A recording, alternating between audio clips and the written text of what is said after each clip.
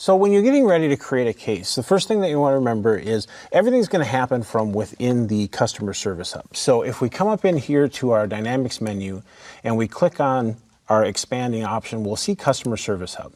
When we go into Customer Service Hub, we're going to go ahead and expand the sitemap.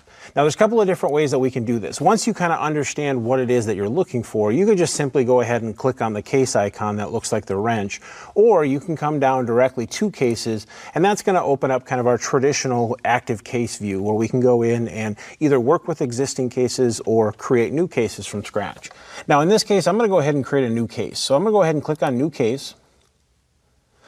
Now, really, you'll see that we only need 2 required fields when an agent is coming in and doing a case. Now, depending upon what other items the organization might have, there might be some additional information that I need to capture. But in this case, we'll just say that maybe we have a broken printer. I'm going to come down into here into the customer, look for a customer record. I can either type in the first couple of information for the customer record if I want to, or I can come in and click on the lookup icon.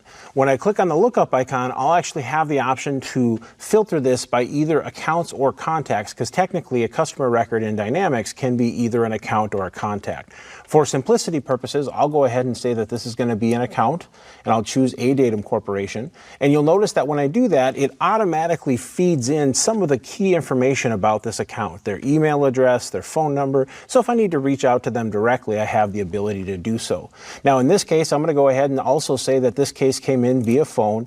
And if there was a product or an entitlement or some additional information that was associated to this, I would now have the ability to go ahead and define that information as part of the case as well. Now, at this point, I can go ahead and hit save. And once I save this case, this is now going to make it ready to open up the business process flows that are associated with it. It'll also show me some additional cases that it might be related to inside the application. So this would be more from a scenario where an agent has a call coming in and they're going to enter that information directly into the application.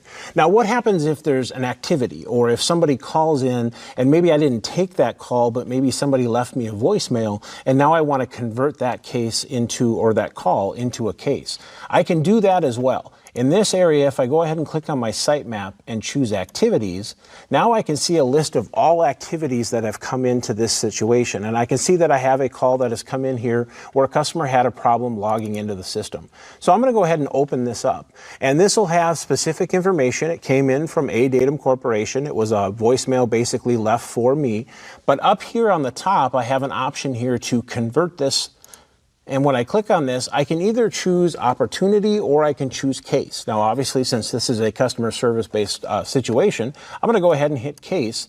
And this will now allow me an opportunity to go ahead and define what I want to do in this situation. So I'm going to go ahead and call this associate this with maybe a service-based scenario. I'm going to open up a new case, and then I'm going to have them change the task status to completed. So now I know that I'm specifically just working with the case in the application.